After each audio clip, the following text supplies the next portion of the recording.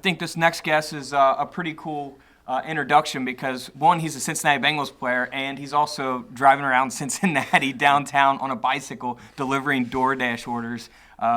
Please help us welcome our next guest here on Couch Conversations, the punter for the Cincinnati Bengals, Drue Chrisman. How are you doing, Drue? I'm doing great, Justin. Happy to be here. Happy to see the setup. This is pretty cool. This is neat. I'm happy to be here. Thank you, man. I appreciate you coming on. So, man, before we get into football, tell me about this DoorDash thing because it's kind of going viral right now, like on all your social platforms. In a way, yeah, in a way it is. And I appreciate everyone that, if you're not familiar with the story already or have been watching, thank you for watching, supporting it. It has grown more than I even anticipated at this point. It's only been, I posted, I think, my first video like Friday. It's been like a week and a half. Okay. And since I even posted the first video, before I even announced kind of what I was doing this all for, and it's already gotten to the point it has. And I'm sure that has to do with me being a Bengal, doing this in kind of my off season. I don't know if, so some random person would do this, it would get the same kind of attention. But I think a lot has to do with the Cincinnati community and the fan base, really pulling together and supporting this as well. I've certainly felt the love of the city while I've been doing this little side gig idea of mine. And I'm having a lot of fun with it. And it just keeps growing, and who knows what it's going to turn into. How did it come about? Like one day you were just sitting around, you're like, oh man, I'm going to get out on the bike and do DoorDash. Right. So we just wrapped up OTAs. If you're not familiar, we have about a month and a half before training camp, and then the season starts. And most guys, they'll go on vacation, some fancy place, or just kind of chill at home, do their own thing, hang out with family. And I decided to stay home, so I do that route, but also I wanted to get a workout in as well. Okay. And I'd done some cycling in college, and I enjoyed that, especially as a punter. That directly correlates to, my career as building my leg muscles up. And I was looking into getting a Peloton, and Peloton's probably going to hate this. I'm sorry, they might never sponsor me after this, but I just could not, just the part of me, like the cheap, frugal part of me, just could not dish out that kind of money for the Peloton, knowing it was going to be just a coat rack in a month, and a subscription you got to pay for it. But the algorithm gods, Instagram, your phone's always listening. And they heard me talking to my wife about this, what I was wanting to do for this time period, and they showed me. I was scrolling through Instagram one day, and it showed me a video of a guy doing DoorDash in Washington, D.C. You can do it on a bike there. And I looked up if you could do it in Cincinnati. And Cincinnati is like close enough. Everything's close enough to where you can do it on a bicycle. Most of the time you have to do it on a car just because of how everything spread out is. But downtown you can do it on a bike, and it's popping.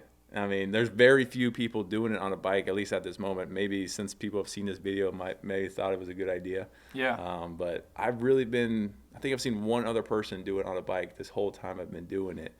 And, it's been a great workout. I'll tell you what, some of the time, even coming into like across the bridge to Kentucky, sometimes I'll get an order. So you can get a great workout, do it, and you can make a little bit of money as well. How many miles are you putting in? Is it like a couple hour thing? Or? Yeah, when I first started off, I was probably putting in about 5 to 6 hours. Wow. Just getting a nice workout in and just kind of learning. There was a learning curve as well of where to go in Cincinnati. I don't want to be kind of near the zoo or the campus area because it gets very hilly in that area. Even if you go, like I see an order for like a mile, like, oh, that's not too bad. All of a sudden I get to that part and I've just climbed a mountain, it felt like.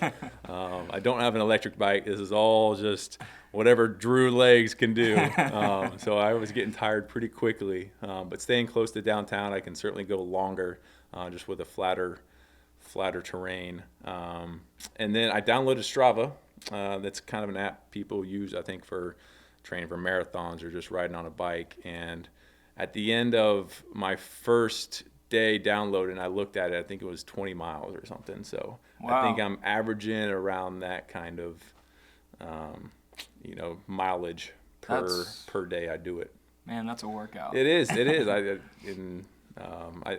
I guess I was pretty sore the first week. I'm into a better groove now. My body understands, like, oh, we're going to be doing this. Better learn how to get in shape real quick. So how long do you think this is going to last? Is this something you're going to continue for off-season That's a good question. ritual? Yeah, I've had a couple people ask that because obviously right now my schedule is very open. Yeah. I mean, literally, they literally just trust you to come back in shape, and we report back on the 25th of July. So I've kind of got a little bit less than a month here to, still do this as freely as I possibly can, just because of the flexibility that I do have in my schedule. But once training camp starts back up, it is a little more demanding in my life, but I certainly still want to be able to give back in some form.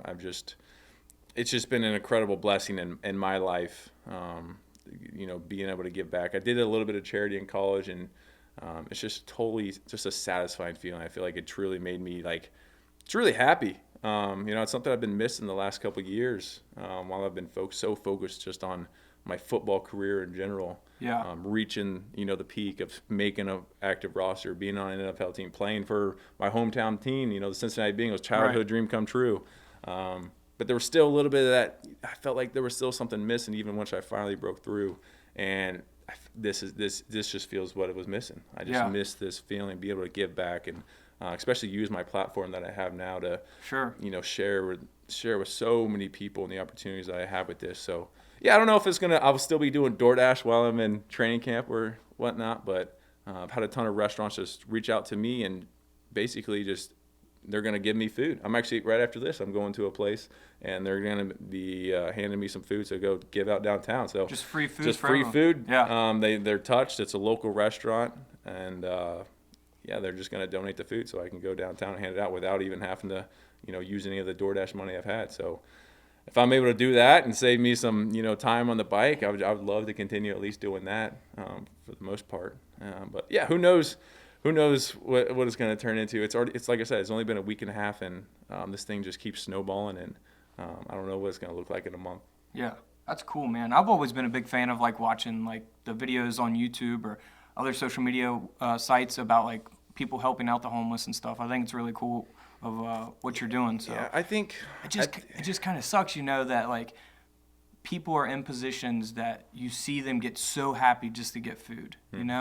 I mean, it's a good thing what you're doing, but it kind of sucks that people are in that position, man. True. Yeah, when I first originally started off, the idea was kind of just to get an extra workout. Mm-hmm. But then I'm seeing the city from such a different perspective than I had in the past. Most of the time I just come driving I live in Lawrenceburg, Indiana, so I'm coming from Indiana. I go down 50 and just stay in my own little lane, pull in the stadium, and then kind of drive back home.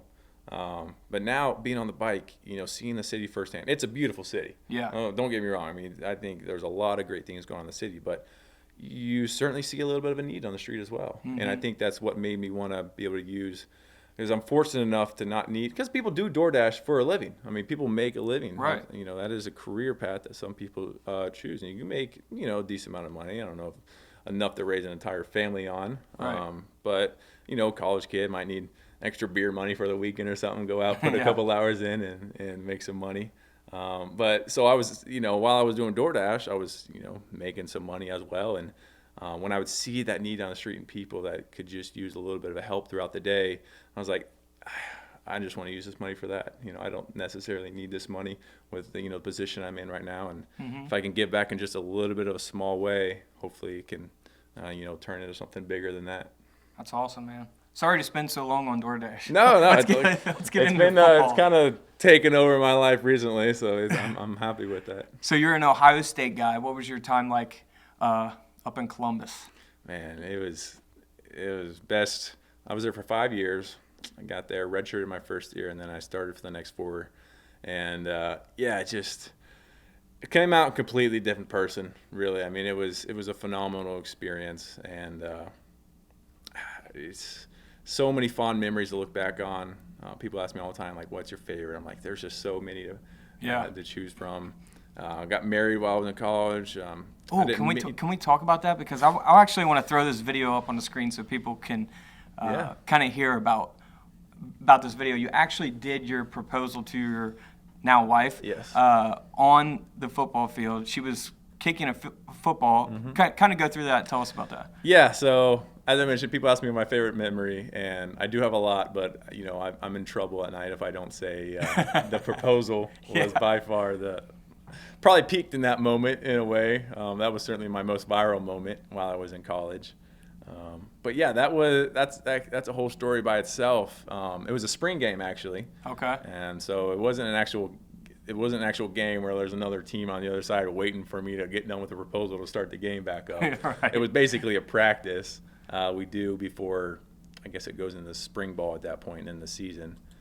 And yeah, that was a wild thing, and it didn't know I was going to be able to do it until I think the game was on Saturday, and I didn't get permission until Thursday, just because of all the hoops and hurdles I had to jump through, talking to our athletic director and the press. So many, just NCAA in general. It's probably the wild west now with the NIL. I probably wouldn't even had to ask anybody at this point. But back then things were a lot tighter. I had to get permission from everybody. And we had a competition to see if the kickers' girlfriends could make a field goal during the halftime of the spring game. So I had, my girlfriend, and then our kicker's girlfriend out at the field at the same time, and I had my wife Avery go first, and I was the holder, as I am still now, and they snapped me the ball. Pulled out the ring, and luckily she said yes, or my alma mater probably wouldn't have been Ohio State. The transfer portal would probably have been the quickest thing I would have found off that field, because there was, I think, about 70,000 in the shoe that day, because they were doing construction. Usually most of the time spring games are filled 100,000 people for practice, which is Buckeye Nation just to a T right there. Oh, yeah.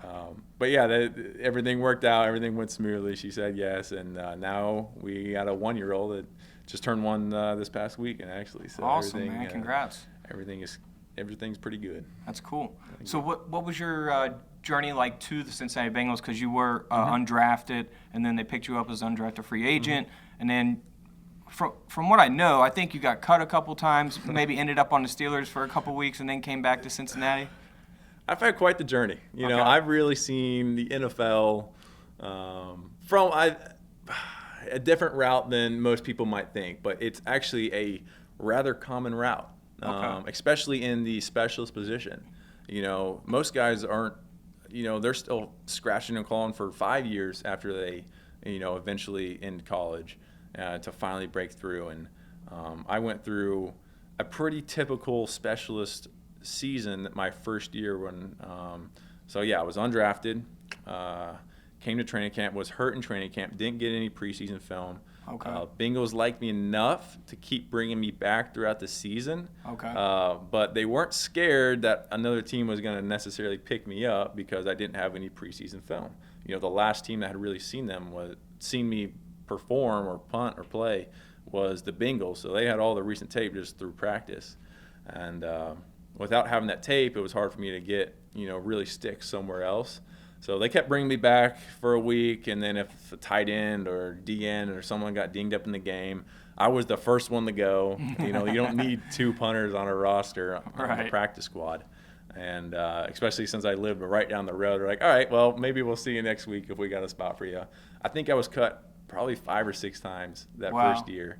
I did get picked up by Pittsburgh 1 week, so shout out to those guys in a little bit for paying for my Christmas presents that year. But that was a very short 1 week thing, and it was kind of satisfying. My first actual active game on roster was against Pittsburgh, and we got to beat them there. So that was satisfying, and hopefully put to bed any feelings that I might be liking Pittsburgh in any way. So, but it was a roller coaster that first year. But that's a lot. That's honestly a lot of what guys go through. Rarely do you see the Joe Burrows where you're drafted in first round and you have immediate success right away, and you're great for the organization for years to come.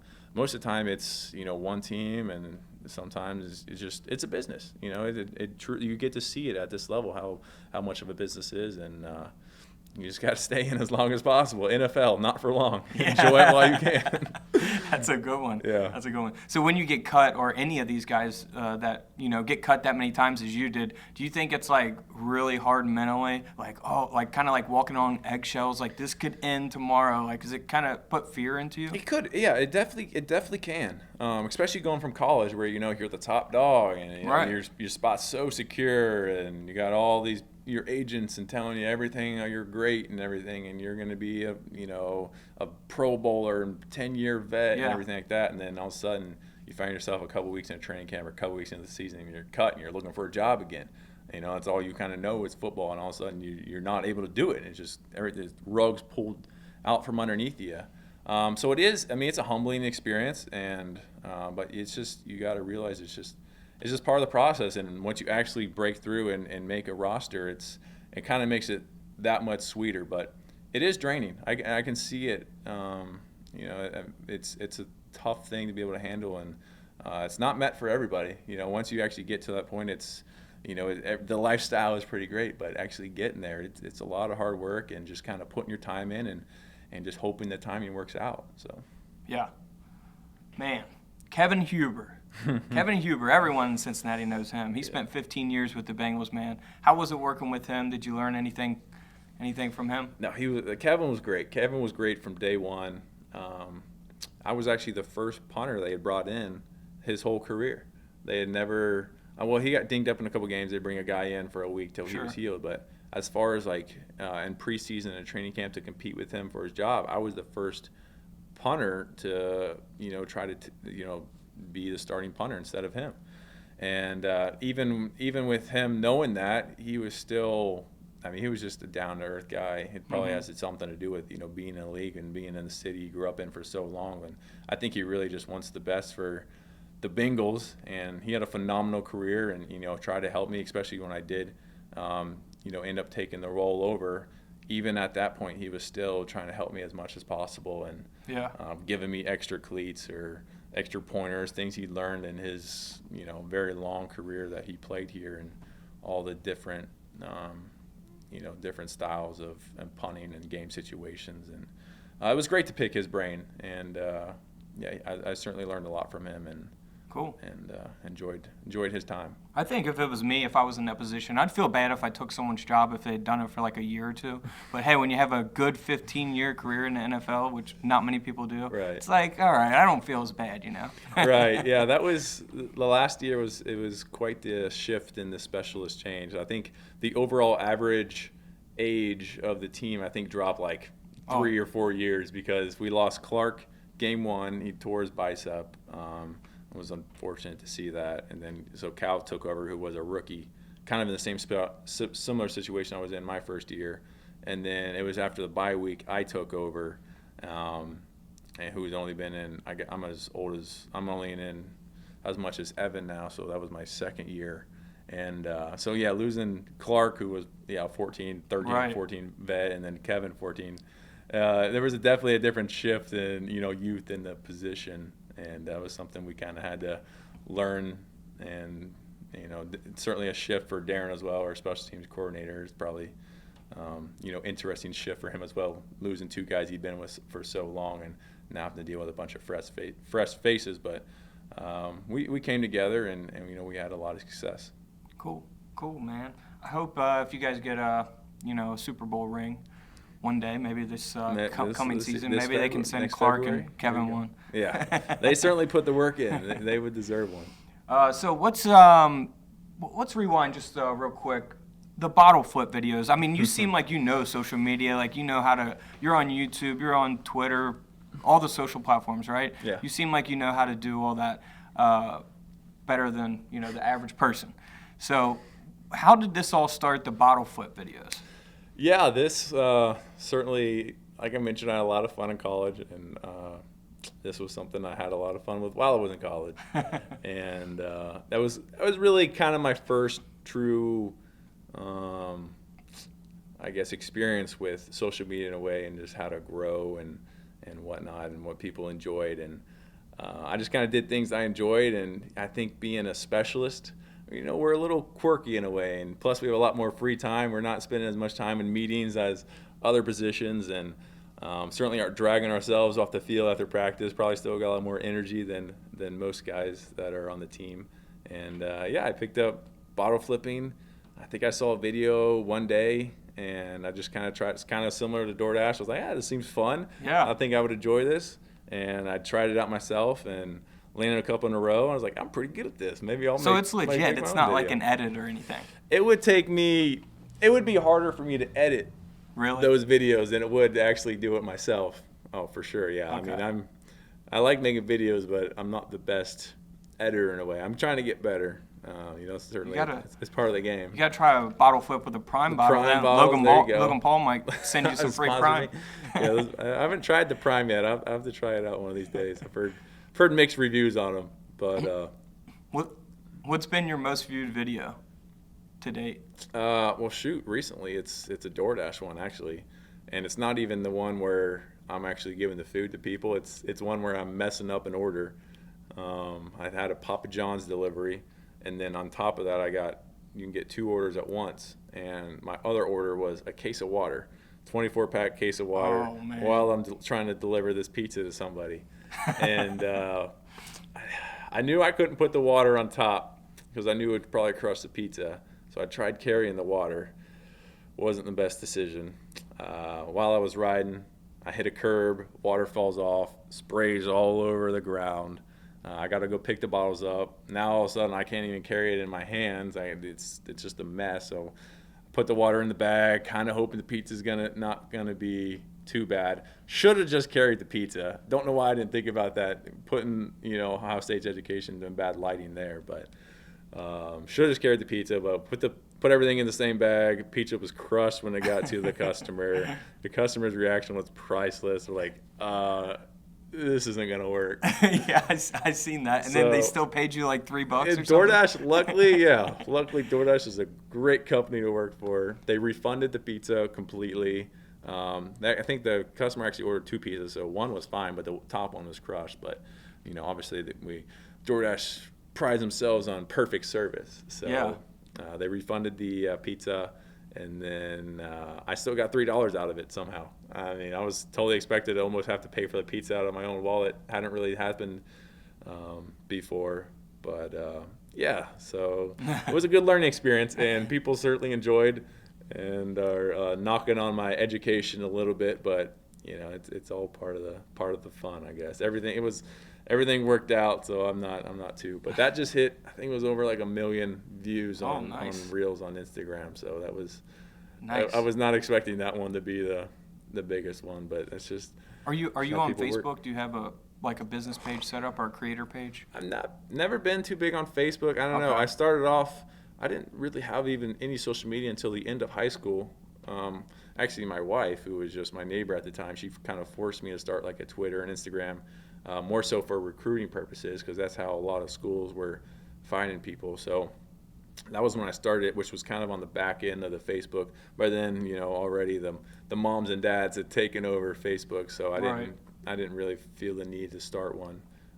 But yeah, it's something I need to look into more. I'm probably not doing things the most efficient way as possible, but I would do.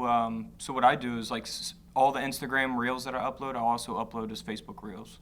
Okay. And you're gonna generate revenue on Facebook that way. Okay. So.